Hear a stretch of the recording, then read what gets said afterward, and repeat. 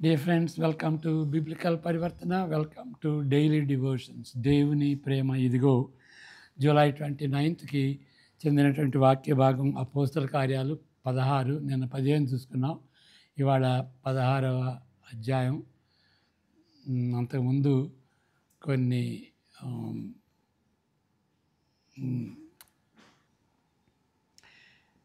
May the words of my mouth and the meditation of our hearts be acceptable in thy sight, our rock and redeemer. Amen. అపోస్తల కార్యాలు 16, 6 నుండి 10కి చదువుకుపోయే ముందు 15, 16 నిన్న 15 అధ్యాయంలో చూసాం కదా. అక్కడ మహాసభ. ఇప్పుడు మాసిదోనియా పిలుపుని గురించి తెలుసుకుంటాం. దీని మధ్యలో 2 విషయాలు జరిగినట్టుగా మనం గమనించాలి. ఏంటి అంటే 15:36 నుండి 41 వరకు పౌలు బర్నబాల మధ్య ఒక సంఘర్షణ జరిగింది. మరి పౌలు బెటరా, పౌలుని సపోర్ట్ చేయాలా, లేకపోతే బర్నబాసా బెటరు, ఆయన్ని సపోర్ట్ చేయాలా? మరి డివిజన్ వచ్చింది ఒక విధంగా. Divisions are not always bad, అది గమనించుకోవాలి.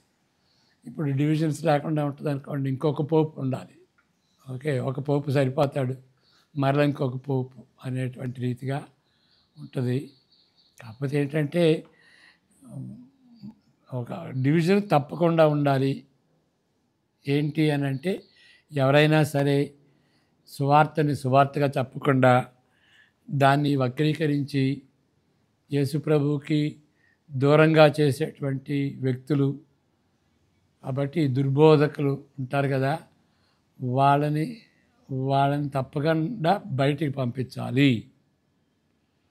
2 కొరింథీ 10, 11, 12, 13 ఈ 4 అధ్యాయాల్లో అది చెబుతుంది, పౌలు చెబుతుంది అదే, వాళ్ళని పంపించండి అని. కాబట్టి ఏదో రీతిగా సువార్తకు నష్టం వచ్చినా కానీ అందరూ కలిసి ఉండాలి అనేది తప్పు. కాకపోతే పర్సనాలిటీస్ని బట్టి, మరి స్వార్థాన్ని బట్టి డివిజన్ అనేది ఉండకూడదు. మనం తగ్గించుకోవాలి. మనకు నష్టం కలిగినా కానీ సంఘానికి నష్టం కలగకూడదు అని అనుకోవాలి. ఇప్పుడు పౌలు బర్నబా విషయంలో వాళ్ళు స్వార్థంతో పెట్టుకున్నది కాదు. పౌలు యొక్క ఉద్దేశం ఏంటంటే పరిచర్యకి నష్టం వస్తుందయ్యా. మరి అంతకుముందు మా జాన్ మార్క్ని తీసుకున్నాం, అతను సగం మధ్యలో తిరిగి వచ్చేసేసాడు. ఎందుకంటే ఐకోనియా, డర్బే, ఐకోనియన్ సిటీస్ ఉన్నాయి కదా, 3 సిటీస్, లిస్ట్రా, డర్బే, ఐకోనియం. ఆ 3 సిటీస్కి చాలా ప్రమాదకరమైన పరిస్థితి. ఆ గలతీ, ఆ టెరైన్, అదంతా కూడా చాలా కష్టమైనటువంటి పరిస్థితి. అందుకు భయపడి ఆయన తిరిగి వచ్చేసేసాడు. కాబట్టి ఇంక మరలా ఆయన ఎందుకు తీసుకెళ్ళటం అని ఆ వర్క్ని గురించి ఆలోచించాడు. మరి బర్నబా అంటే 2వ ఛాన్స్ ఇద్దాము, పర్లేదులే, వాడు చిన్నోడు కదా అని వ్యక్తికి ఆయన ప్రాముఖ్యత ఇచ్చాడు. కాబట్టి ఇద్దరూ రైటే. కాబట్టి ఆ విధంగా దేవుడు ఆ యొక్క డివిజన్కి అనుమతి ఇచ్చినట్టుగా. ఎందుకంటే ముఖ్యమైనటువంటిది ఒకళ్ళేమో ఒకదాని మీద ఎంఫసైజ్ చేశారు, రెండో దాని మీద ఎంఫసైజ్ చేశారు. దానివలన వాళ్ళు విడబడినట్టుగా ఉన్నది. కాబట్టి ఎవరు రైటు ఎవరు అంటే అది దేవుని యొక్క చిత్రం ఏంటంటే 2 టీమ్స్గా కావాలి అనేటువంటిది. కాబట్టి division is not always wrong అనేది మనం గుర్తు చేసుకోవాలి. రెండవది 16, 1 నుండి 5 మొదటి పారాగ్రాఫు, మొదటి 5 వచనాల్లో ఏముంటుందంటే, ఇక్కడ తిమోతి కూడా ఈ పరిచర్యలో పాల్గొంటున్నాడు కాబట్టి ఆయన కూడా సున్నతి చేసుకుంటే బాగుంటుంది. ఎందుకంటే ఆ పట్టణాలు వెళ్ళేటప్పుడు అక్కడ ఉన్నటువంటి యూదులు అబ్జెక్ట్ చేయకుండా ఉండటానికి. మరి ఆహ్, ఆయన తండ్రి అన్యుడు కాబట్టి యూదులకి ఏం అబ్జెక్షన్ లేకుండా ఉండటం కోసమని ఆయన్ని సున్నతి చేసుకోమంటాడు. ఓకే. ఇప్పుడు ఏంటంటే ఎందుకు మనం చెప్తున్నామంటే 15 అధ్యాయంలో ఆ మహాసభలో సున్నతి అవసరం లేదు అని అన్నాడు కదా! ఆయన బల్లగుద్ది చెప్పాడు కదా! ఆయన గాని, పౌలు గాని, పేతురు గాని, లేకపోతే యాకోబు, జేమ్స్ బ్రదర్ ఆఫ్ జీసస్ వాళ్ళు వాళ్ళ కన్క్లూజన్ ఏంటి ఆ మహాసభలో అంటే అన్యులు మరి సున్నతి చేసుకోని అవసరం లేదు అని. మరి సున్నతి చేసుకునే అవసరం లేదని దానికి అంత ఇంపార్టెన్స్ ఇవ్వకుండా ఇక్కడేంటి అంత ఇంపార్టెన్స్ ఇచ్చి సున్నతి చేసుకోమంటాడు అంటే అక్కడ మనం ఏం అర్థం చేసుకోవాలంటే థియాలజికల్గా సున్నతి అవసరం లేదు అంటే అన్యులు యూదులు కానవసరం లేదు, సున్నతి చేసుకుని యూదులు కానవసరం లేదు. మెస్సయాని తెలుసుకోవటానికి మెస్సయాకి అందరికీ మెస్సయ, అందరికీ రక్షకుడు ఆయన కాబట్టి మనం యూదులు కానవసరం లేదు అని అక్కడ నిర్ణయం తీసుకుంటాడన్నమాట. అది థియాలజికల్గా బలగుద్ది చెబుతాడు. ఏంటి అని అంటే యేసుప్రభుని నమ్మితే చాలు, సున్నతి చేసుకునే అవసరం లేదు, ఈ కోషర్ ఫుడ్ ఈ ఆచారాలు అవలంబించడం అవసరం లేదు అని. కానీ మిషన్స్కి వచ్చేటప్పటికి మిషన్స్ స్ట్రాటజీ, మిస్సియాలజీ అంటారు. మిషన్స్ స్ట్రాటజీ వచ్చేటప్పటికి ఇది మంచిది. దీనిలో సున్నతిలో వచ్చేది లేదు, పోయేది లేదు. కానీ వాళ్ళకి యూదులకి అబ్జెక్షన్ లేకుండా సులువుగా ఉంటుంది చెప్పవచ్చు అని. కాబట్టి థియాలజికల్గా తప్పైంది మిస్సియాలజికల్గా అనుకూలంగా ఉంటుంది. కాబట్టి చేయించుకోరా బాబు, దీనిలో ఏమీ లేదు, వాళ్ళకి ఘనం, వాళ్ళంత విలువిస్తున్నారు కాబట్టి నువ్వు చేయించుకో, సున్నతి చేయించుకో అని పంపించాడు అనమాట. కాబట్టి దానికి దీనికి ఉన్నటువంటి సంబంధం మనం తెలుసుకోవాలి. కాంట్రడిక్షన్ కాదు అది. ఒకటి థియాలజికల్ పరంగా, ఒకటి మిస్సియాలజికల్ పరంగా. కాంట్రడిక్షన్గా అనిపించవచ్చు కానీ కాంట్రడిక్షను కాదు. రక్షణ పొందటానికి తప్పనిసరిగా సున్నతి అవసరం లేదు, అది నగ్న సత్యం. కానీ ఈ మిషన్స్ వచ్చేటప్పటికి అది పట్టించుకోని అవసరం లేదు. అనుకూలంగా ఉంటే దాన్ని బట్టి ప్రజలు సువార్త విని మారు మనసు పొందితే okay, I have become all things to all men అని మనం చెప్పుకున్నాం కదా పౌలు చెప్పినటువంటి మాటలు 1 కొరింథీ 9వ అధ్యాయంలో. యూదులకు యూదుడిగా ఉంటాను, అన్యులుగా ఉంటాను. కానీ క్రీస్తు ధర్మశాస్త్రం విషయంలో, క్రీస్తు శాస్త్రం విషయంలో నేను ఏమి కాంప్రమైజ్ చేయను. మోజెస్ ధర్మశాస్త్రం విషయంలో కాంప్రమైజ్ చేస్తాను. అనుకూలంగా ఉంటే యూదుల ఆచారాలు అనుభవిస్తాను, అనుకూలంగా లేకపోతే నేను అవలంబించను. ఏదో రీతిగా మనుషులు సువార్త విని వాడు మారు మనసు పొందాలి అని అనటానికి ఏదైనా చేస్తాను. కాబట్టి అలాంటి పొజిషను పౌలుది. అది దాన్నే మనం మాదిరిగా తీసుకోవచ్చు అన్నమాట. ఇప్పుడు 6:16, 6 నుండి 10 వరకు చదువుకుందాం. మాసిదోనియా పిలుపు చదువుకున్న తర్వాత దాని గురించిన కామెంట్స్. ఆసియాలో వాక్యం చెప్పకూడదని పరిశుద్ధాత్మ వారిని ఆటంకపరిచినందున వారు ఫ్రిగియా, గలతీయా ప్రదేశముల ద్వారా వెళ్ళిరి. ముసియా దగ్గరకు వచ్చి బితూనియకు వెళ్ళుటకు ప్రయత్నం చేశారు కానీ యేసు యొక్క ఆత్మ వారిని వెళ్ళనీయలేదు. యేసు యొక్క అంతట వారు ముసియను దాటిపోయి త్రోయకు వచ్చిరి. అప్పుడు మాసిదోనియా దేశస్థుడు ఒకడు నిలిచి, నీవు మాసిదోనియాకు వచ్చి మాకు సహాయం చేయమని తనను వేడుకొనుచున్నట్లు రాత్రివేళ పౌలునకు దర్శనము కలిగెను. అతనికి ఆ దర్శనము కలిగినప్పుడు వారికి సువార్త ప్రకటించుటకు దేవుడు మమ్మను పిలిచి ఉన్నాడని మేము నిర్ణయించుకొని వెంటనే మాసిదోనియాకు బయలుదేరుటకు యత్నము చేసితిమి. కాబట్టి మేము త్రోయను విడిచి ఓడ ఎక్కి తిన్నగా సముద్రకేకును మరునాడు నేపొలికిని అక్కడ నుండి ఫిలిప్పీకిని వచ్చితిమి. మాసిదోనియా దేశంలో ఆ ప్రాంతమునకు అది ముఖ్య పట్టణము, రోమీయుల ప్రవాస స్థలమై ఉన్నది. మేము కొన్ని దినములు ఆ పట్టణంలో ఉంటిమి. 10 వరకే. ఓకే, మనం 10-12 వరకు చదువుకున్నాం. ఓకే, ఇప్పుడు ఇంకొక విషయం ఇక్కడ చెప్పనటువంటి విషయం నోట్స్లో లేదు. ఆ విషయం ఏంటి అంటే మేము అంటాడు. ఇప్పుడు ఎవరు రాస్తుంది? లోక రాస్తున్నాడు. దీనిలో లోకా కూడా భాగం అన్నమాట. వాళ్ళతో టీంలో ఉన్నట్టుగా తర్వాత మరి మేము అన్నప్పుడు లోకా కూడా ఉన్నాడని గమనించుకోవాలి. ఆయన డైరీ మెయింటైన్ చేశాడు. ఓకే, ఈరోజు ఇది జరిగింది, ఈరోజు ఇది జరిగిందని. అందువల్ల మేము అనేటువంటిది మనం గమనించాలి. ఓకే, పౌలు మాసిదోనియా పిలుపును అర్థం చేసుకున్నటకు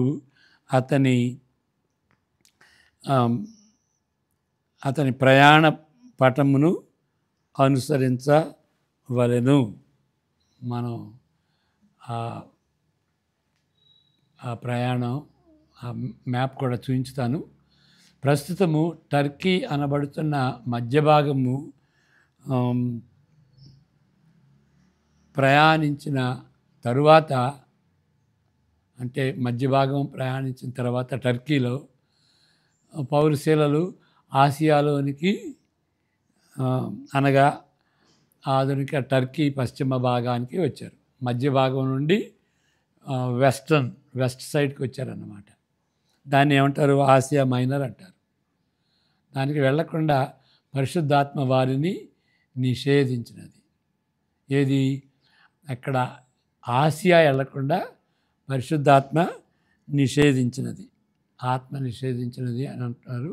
అంటే పరిశుద్ధాత్మని నిషేధించినట్టుగా మనం గమనించాలి. కాబట్టి వారు ఉత్తరం వైపు ప్రయాణిస్తారు. ఇప్పుడు వారు బితూనియాలోనికి వెళ్ళుటకు ప్రయత్నిస్తారు. అక్కడ నుండి అంటే ఉత్తరాన. వారు అట్లు చేయుటకు అనుమతించిన ఎడల, పరిశుద్ధాత్మ అనుమతించిన ఎడల రోమాతో ఇండియాను కలిపే ప్రధాన తూర్పు పశ్చిమ రహదారి పట్టి తూర్పు దిశకు వారు వెళ్ళుండేవారు. ఎందుకంటే ఎడమ వైపుకి అక్కడ నీళ్ళు ఉన్నాయి కాబట్టి, అక్కడ సముద్రం ఉంది కాబట్టి అటు వెళ్లకుండా రైట్ సైడ్కి అంటే తూర్పుకి వెళ్ళేవాళ్ళు. కానీ యేసు ఆత్మ అటు వెళ్లకుండా నిషేధించినది. కాబట్టి వారు ఆ దిన రహదారిని పట్టుకొని వారికి తెరిచి ఉన్న ఏకైక దిశలో వెళ్తున్నారు. ఇక ఒకే మార్గం ఉంది వాళ్ళకి. ఆ రహదారి అప్పుడు ఉన్నటువంటి రూట్స్లో రహదారిగా ఉన్నటువంటిది ఒకటి.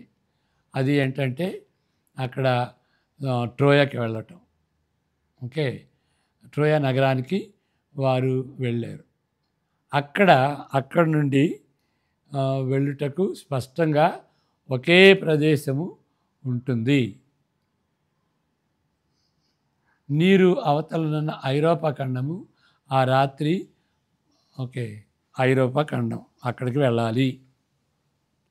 ఆ విధంగా పరిశుద్ధాత్మ దేవుడు నడిపించాడు. ఓకే.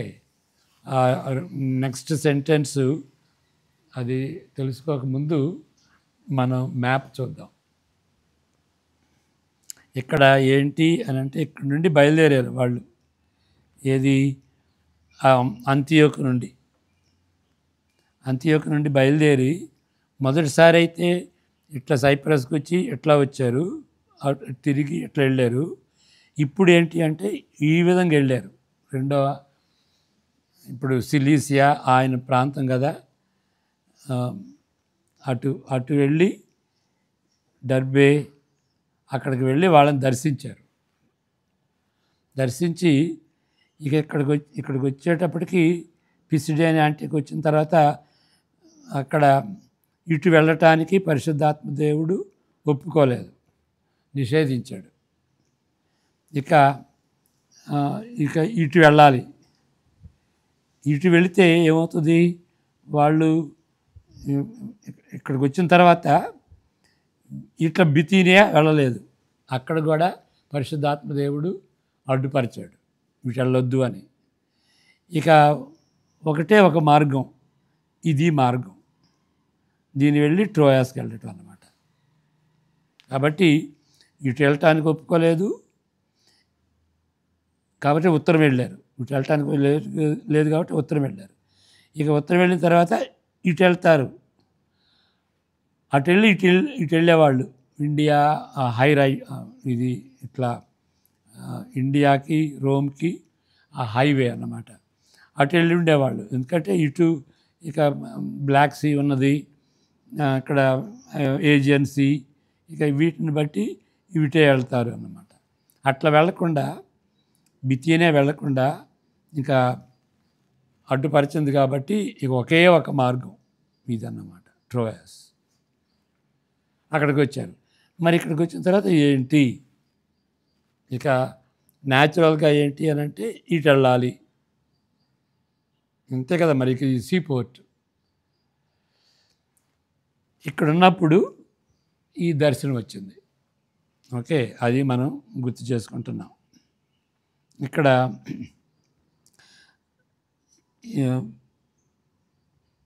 ఓకే, ఆ రాత్రి పౌలుకు ఒక దర్శనం వస్తుంది. మాసిదోనియాలో సమీప భూభాగమునకు చెందిన ఒక వ్యక్తి, మాసిడోనియా అంటే అది ప్రాంతం, ఫిలిప్పి ఒక పట్టణం. ఓకే, మాసిదోనియాలో ఉన్నటువంటి పట్టణం. అక్కడ మాసిదోనియాలో నుండి ఒక వ్యక్తి ఏమంటున్నాడంటే, నీవు మాసిదోనియాకు వచ్చి మాకు సహాయం చేయమని చెప్పాడు అని వేడుకుంటున్నాడు. ఇది పౌలు శీలను వారి ప్రయాణమును నిర్ధారిస్తుంది. అది వారిని నడిపించదు. ఆ కళ అనేది, ఆ దర్శనం అనేది వాళ్ళు వెళ్ళే మార్గాన్ని నిర్ధారిస్తుంది. అంతేగాని ఫస్ట్గా జోక్యం చేసుకుని ముందడుగు వేసి ఇటు వెళ్ళు అని నడిపించినటువంటి దర్శనం కాదు. కాబట్టి కళలు లేకపోతే దర్శనాలు ఏం చేస్తున్నాయి, ముందుగా నడిపించటం కాదు, అది నిర్ధారిస్తుంది. మనం పరిశుద్ధాత్మ దేవుని ద్వారా మనం ఇట్లా వెళ్ళాలి, ఇట్లా వెళ్ళకూడదు అని పరిశుద్ధాత్మ దేవుడు చెబుతాడు. వాక్యం చెప్పుద్ది, మన మనసాక్షి చెప్పుద్ది. మరి కళలు ఏం చేస్తాయి అంటే, కళలు దాన్ని నిర్ధారిస్తాయి, గ్యారంటీ చేస్తాయి అన్నమాట. అంతకుముందు వెళ్ళేటటువంటి దాన్ని, ఆ ఆలోచనని ఓకే అది రైట్ అయిన ఆలోచన అని నిర్ధారించేవి కళలు. అంతేగాని ముందడుగు వేసి డిసైడ్ చేయదన్నమాట. కళలు అనేవి డిసైడ్ చేసి నడిపించవు. మరి దీని మీద డిస్కషన్ ఉండొచ్చు, కానీ దయచేసి ఆలోచించండి దాని విషయం. ఆ విధంగా నడిపించటం వలన దాని ఫలితం ఏంటి, ఐరోపా ఖండంలో పరిచర్య జరిగింది. ఓకే, చిట్ట చివరకు ఒక మార్గం తెరవబడింది. ఎక్కడికి వెళ్ళటానికి?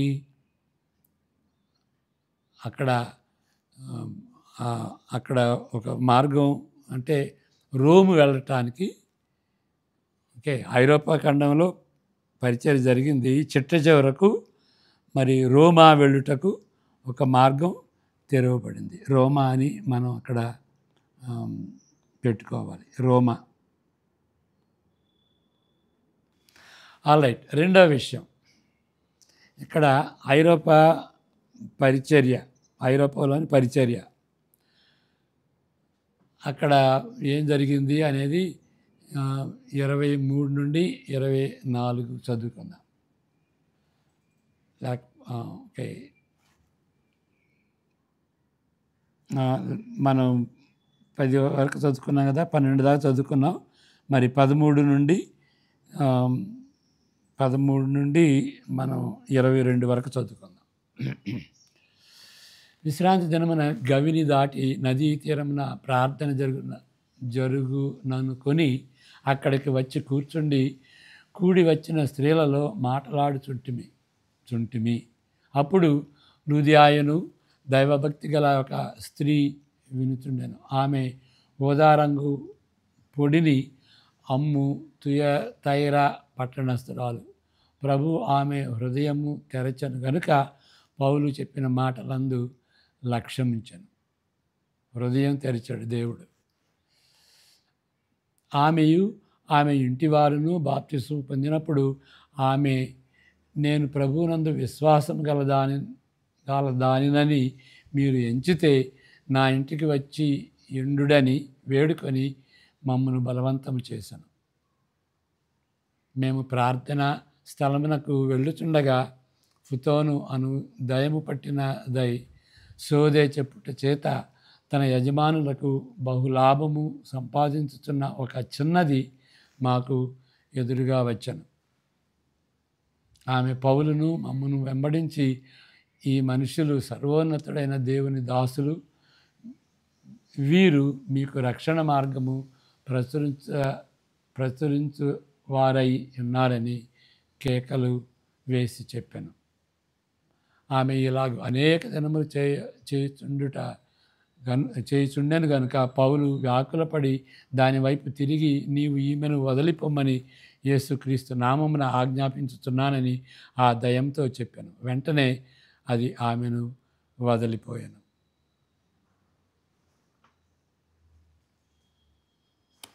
ఓకే, ఆమె యజమానులు తమ లాభ సాధనము పోయానని చూచి పౌలును శీలను పట్టుకొని గ్రామపు చావడిలోనికి అధికారుల యొద్దకు ఈడ్చుకొని పోయిరి. అంతటా న్యాయాధిపతుల యొద్దకు వారిని తీసుకొని వచ్చి, ఈ మనుషులు యూదులయ్యుండి రోమీయులమైన మనము అంగీకరించుటకైనను చేయుటకైనను కూడని ఆచారములు ప్రచురించుచు మన పట్టణమును గలిబిలి చేయుచున్నారని చెప్పిరి. అప్పుడు జనసమూహము వారి మీదికి దొమ్మిగా వచ్చెను. న్యాయాధిపతులను వారి వస్త్రములను లాగివేసి వారిని బెత్తములతో కొట్టవలనని ఆజ్ఞాపించిరి. వారు చాలా దెబ్బలు కొట్టి వారిని చెరసాలలో వేసి భద్రముగా కనిపెట్టవలనని చెరసాల నాయకునికి ఆజ్ఞాపించిరి. తర్వాత చెప్పుకుందాం, అంతవరకు ఆపుదాం. ఇక్కడ ఈ రెండవ విషయానికి సంబంధించినటువంటి ఇది ఏంటంటే ఆ లిడియా కన్వర్జన్ అన్నమాట. దాని గురించి చెప్పుకుందాం. ఐరోపాలోని పరిచర్య ద్వారా మొదటిగా మారిన వ్యక్తి ఒక మహిళ.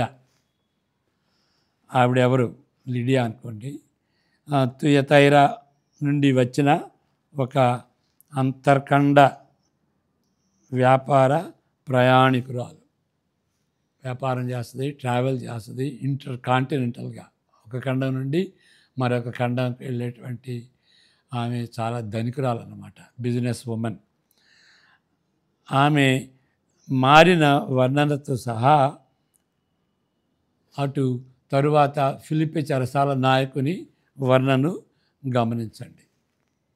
ఓకే, ఇక్కడ ఏమని ఆవిడ మారు మనసు పొందింది కదా, మారు మనసు పొందిన దాన్ని ఏమని చెప్తున్నాడు ఇక్కడ? ప్రభు ఆమె హృదయము తెరచను గనుక పౌలు చెప్పిన మాటల యందు లక్ష్యమించెను. ఓకే, మన 14వ వచనంలో చదువుకున్నాం. మరి అదేవిధంగా తర్వాత మరి ఈ ఫిలిపియన్ జైలర్ చెరసాల నాయకుడు ఆయన కూడా ఆయన కుటుంబం వాళ్ళు కూడా సువార్త విని వాళ్ళు బాప్తిసం తీసుకున్నారు. దాని సందర్భంలో ఏమని చెప్పబడింది ఇక్కడ? దేవుని యందు విశ్వాసముంచిన వాడై తన ఇంటి వారందరితో కూడా ఆనందించను అని 34వ వచనంలో ఉంటుంది. ఇప్పుడు వారి మారు మనసును గురించిన పదజాలం ఇప్పుడు మనం కూడా వాడుకుందాం. ఇంతకుముందు చెప్పుకున్నాం కదా, యేసుక్రీస్తుని సొంత రక్షకుడిగా అంగీకరించాం అనేటువంటి మాటలు ఎప్పుడు చెబుతాం మనం. వేరే మాటలు ఎందుకు వాడం? ఓకే, అప్పుడు చెప్పుకున్నాం చాలా వేరే పదాలు. ఇక్కడ ఇంకా 2 పదాలు కలపబడ్డాయి. ఏంటి? దేవుని యందు విశ్వాసం ఉంచిన వాడై తన ఇంటి వారందరితో కూడా ఆనందించను అని ఆ మాటలు ఎందుకు వాడలేదు? ఆమె విషయంలో ఏమని చెప్పబడింది? ప్రభు ఆమె హృదయమును తెరచను కనుక పౌలు చెప్పిన మాటల యందు లక్ష్యమించెను. దేవుడు హృదయాన్ని తెరచాడు. ఆ మాటలు కూడా మన సాక్ష్యం ఇచ్చేటప్పుడు మనం ఏ విధంగా ప్రభులోకి వచ్చింది, ఆ విషయం చెప్పింది, మన జీవితం ఏ విధంగా మారింది, దేవుని ఏ విధంగా తెలుసుకున్నాం అని చెప్పేటప్పుడు ఈ మాటలు కూడా వాడచ్చు. దేవుడు నా హృదయాన్ని తెరిచాడండి. అది కూడా మారు మనసుకు చెందినటువంటి పదజాలం. ఇక 3వ విషయం, పౌలు తమ రోమా పౌరసత్వాన్ని, సిటిజన్షిప్ని ఎప్పుడు ఉపయోగించుకుంటాడు, ఎప్పుడు ఉపయోగించుకున్నాడు అనే సందర్భాలు ఆలోచించదగినవి. ఎప్పుడు వాడుతున్నాడు నేను రోమన్ సిటిజన్ అని, ఎప్పుడు వాడలేదు అని. కొన్నిసార్లు అతనిని కొట్టినప్పుడు ఎటువంటి నిరసన ప్రొటెస్ట్ చేయలేదు. ఫిలిప్పులో వారు తీవ్రంగా కొట్టబడ్డారు. అప్పుడు కూడా పౌలు శీలను నిరసన చేసినట్టుగా, ప్రొటెస్ట్ చేసినట్టుగా కనిపించదు. రోమా పౌరులు వారిపై ఆరోపించబడిన నేరము దోషులుగా తేలేంత వరకు కొరడా దెబ్బలకు వారు లోను కారు. కొరడా దెబ్బలతో వాళ్ళని కొట్టకూడదు. అన్యులు కొట్టవచ్చు, కానీ ఈ అన్యులు అంటే రోమా సిటిజన్స్ కానటువంటి వాడు. ఆ విధంగా ఒక విధంగా ఈ యూదులైతే యూదుల దృష్టిలో అన్యులు ఎవరు? యూదులు కాని వాళ్ళు. మరి రోమా దృష్టిలో అన్యులు ఎవరు? రోమా సిటిజన్స్ కాని వాళ్ళు. రోమా సిటిజన్స్ కాని వాళ్ళని అన్యులు అనరు. ఏమంటారంటే బార్బేరియన్స్ అంటాం. ఏమంటారు? బార్బేరియన్స్. ఓకే, అంటే వాళ్ళ భాష లాటిన్ లాగా ఉండదు, ఏదో యాసలాగా ఉంటుంది అన్నట్టుగా బరబరబర అని అంటారు. వాళ్ళ మాటలో బరబరబర అంటారు కాబట్టి బార్బేరియన్స్ అని అన్నారు. చట్టపరంగా వారు దీని నుండి సిటిజన్స్ ఆ కొరడా దెబ్బల నుండి మినహాయించబడతారు. వాళ్ళు దోషులని తెలిసేంత వరకు వాళ్ళని కొట్టకూడదు. అయినప్పటికీ ఖైదీలను విడుదల చేయమని చెరసాల నాయకులకు చెప్పినప్పుడు పౌలు శీలలు అప్పుడు చెప్పుకున్నారు, మేమిద్దరమే రోమా పౌరులు అండి, విచారణ లేకుండా మమ్మల్ని కొట్టారు అని వారి నిరసనను, వారి ప్రొటెస్ట్ని వ్యక్తపరుస్తారు. ఈయన ఎక్స్పరుస్తున్నాడు. నగర నాయకులు వచ్చి ఒక రకమైన క్షమాపణగా, అంటే వాళ్ళు వచ్చి క్షమాపణ చెప్పి అన్నట్లుగా, చెప్పినా చెప్పకపోయినా కానీ వారు వచ్చి తీసుకెళ్తే అది గౌరవించినట్టుగా సమానం. వాళ్ళు క్షమాపణ కోరుకున్న దాంతో సమానం. వారిని జైలు నుండి బయలుకు తీసుకొని వెళ్ళవాలని ఉద్ఘాటిస్తున్నాడు. అది 36, 37, 37, 38, 39 ఆ వచనాలు చదువుకుందాం. అయితే పౌలు వారి న్యాయం విచారింపకయే రోమీయులమైన మమ్మను బహిరంగంగా కొట్టించి చెరసాలలో వేయించి ఇప్పుడు మమ్మను రహస్యముగా వెళ్ళగొట్టుదురా? మేము ఒప్పము. వారే వచ్చి మమ్మను వెలుపలికి తీసుకొని పోవాలని చెప్పాను. ఆ బంటులు ఆ మాటలు న్యాయాపతులకు తెలుపగా వీరు రోమీయులని వారు విని భయపడి వచ్చి వారిని బతిమాలుకొని వెలుపలికి తీసుకొని పోయి పట్టణము విడిచిపండని వారిని వేడుకొనిరి. ఇప్పుడు ఎందుకు మౌనంగా ఉన్నారు? ఇంతవరకు మౌనంగా ఎందుకు మౌనంగా బాధపడకూడదు? ఇప్పుడు కూడా కనీసం కొన్నిసార్లు అట్లు మౌనంగానే ఉన్నారు కదా, మరి ఇప్పుడు కూడా ఎందుకు మౌనంగా ఉండకూడదు? బయటికి వాళ్ళు రాకుండానే బయటికి వెళ్ళొచ్చు కదా. అంటే దానికి ఒక ఎక్స్ప్లెనేషన్ ఉన్నది. ఆ ఎక్స్ప్లెనేషన్ని నిరూపించడం కష్టం, కానీ అది పాసిబిలిటీ అని అంటాడు కార్సన్ గారు. దీన్ని నిరూపించడం కష్టము, కానీ దీన్ని దాన్ని సమర్థిస్తూ చాలామంది వాదిస్తారు చెప్పబోయేదాన్ని. ఇది నమ్మదగినదిగానే ఉంటుంది. ఏంటది? పౌలు తన పౌరసత్వపు హక్కును ఉపయోగించుకున్నట్టు ద్వారా ఇతర క్రైస్తవులకు సహాయపడుతుందని, అది పూర్ణ నిర్ణయాల్లో భాగమని, పూర్ణ నిర్ణయాలని స్థాపించిన ఎడల ప్రయోజనకరంగా ఉంటుందని పౌలు భావిస్తున్నాడు. అందువలన అది ఒక ప్రెసిడెంట్గా, అంటే పూర్వము ఇప్పుడు నిర్ణయించుకుంటే ఆ విధంగా నిర్ణయిస్తే రోమీలు క్రైస్తవుల ఎడల, లేకపోతే ఈ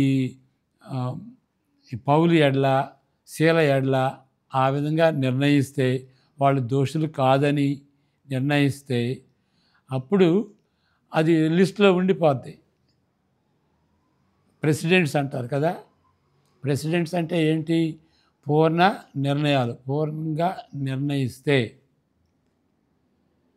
ఆ విధంగా నిర్ణయిస్తే బహిరంగంగా జరిగే గందరగోళంలో కానీ రోమా సామ్రాజ్యానికి ముప్పు కలిగించే నేరస్తులు కాదని, ఎవరు? క్రైస్తవులు.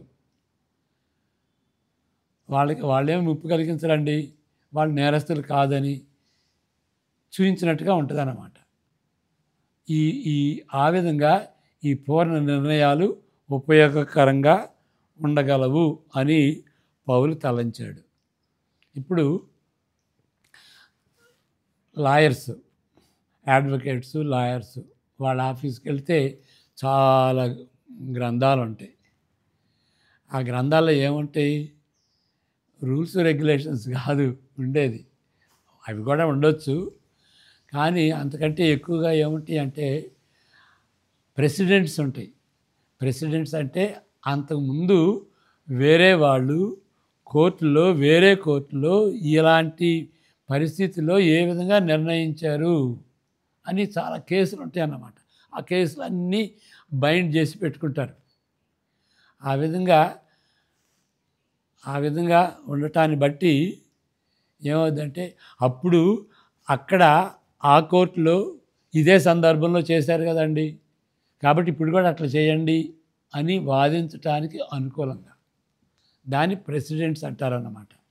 అంటే అంటే అంతకుముందు చేసినటువంటి నిర్ణయాలు, అంతకుముందు చేసినటువంటి తీర్పులు అవన్నీ లిస్టులో ఉంటాయన్నమాట. అదేవిధంగా ఇప్పుడు పౌలు శీలల విషయంలో తీర్పు తీరిస్తే ఓకే, ఆ విధంగా పూర్ణ పూర్ణ నిర్ణయాలు తీర్స్తే అప్పుడు తర్వాత సంఘాలకి ఉపయోగకరంగా ఉంటుంది. క్రైస్తవులు నిర్దోషులు అని ప్రూఫ్గా ఉంటుంది. వాళ్ళు ఇంకేం ప్రూఫ్, ఇంకొక విధంగా చెప్పాలి అంటే పౌరులుగా ఉండొచ్చు, క్రైస్తవులు పౌరులుగా ఉండొచ్చు. పౌరులుగా ఉండినా కానీ వీళ్ళు పరిచర్య చేసినా కానీ రోమా ప్రభుత్వానికి నష్టమేమీ కలగదు అనేటువంటి పూర్ణ నిర్ణయాలు ఇది. ఆయన రోమన్ సిటిజన్ అండి, ఆయన సువార్త చెప్పాడండి. కాబట్టి వీళ్ళు సువార్త చెప్తున్నారు, రోమా ప్రభుత్వానికి ఏమీ నొప్పి కలిగించదు, వాళ్ళు గందరగోళం చేయరు అనేటువంటి రీతిగా ఉపయోగకరంగా ఉంటుంది. ఇప్పుడు ఆ విధంగా తీర్పు తీరిస్తే అది దాన్ని ప్రెసిడెంట్స్ అంటారు.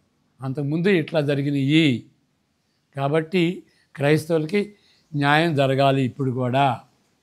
ఆ విధంగా సంఘాలకి ఉపయోగకరంగా ఉంటుందని పౌలు ఆ విధంగా తలంచి ఆ విధంగా డిక్లేర్ చేసుకున్నాడు. నేను రోమా పౌరునండి అని చెప్పుకున్నాడు అన్నమాట. ఆ విధంగా మనం చెప్పుకోవాలి. ఇప్పుడు ఇక్కడ మనం ఏం చెప్పుకున్నాం, ఇక్కడ కళల గురించి చెప్పుకున్నాం. కళలు మన ఆత్మీయతకు ఏ విధంగా తోడ్పడగలవు అనేదానికి మనం దానికి జవాబు చెప్పుకున్నాం కదా. ఏంటంటే కళలు ఏం చేస్తాయి అంటే మనల్ని డైరెక్ట్ చేయవు, కానీ అఫర్మ్ చేస్తాయి, గ్యారంటీ చేస్తాయి, నిర్ధారిస్తాయి, రుజువు చేస్తాయి. అవునవును, ఇది మీరు ఆలోచిస్తుంది, మీరు తలంచుకుంది ఆ డైరెక్షను రైటు అని చెప్పేటువంటి రీతిగా కళలు ఉంటవి, నిర్ధారిస్తుంది. అంతేగాని వాటిని ముందుండి కళలు నడిపించవు. They won't direct but they will confirm అనేటువంటి విషయం. ప్రార్థన చేసుకుందాం. యెహోవా నిన్ను ఆశీర్వదించి కాపాడును గాక, తన సన్నిధి కాంతిని నీపై ప్రకాశింపజేసి నిన్ను కరుణించును గాక. ఆయన సన్నిధి కాంతిని నీపై ఉదయింపజేసి నీకు సమాధానము ఇప్పుడు ఎల్లప్పుడూ నీకు నీ ఇంటి వారికి సమాధానము కలుగజేయను గాక. ఆమెన్. God bless you.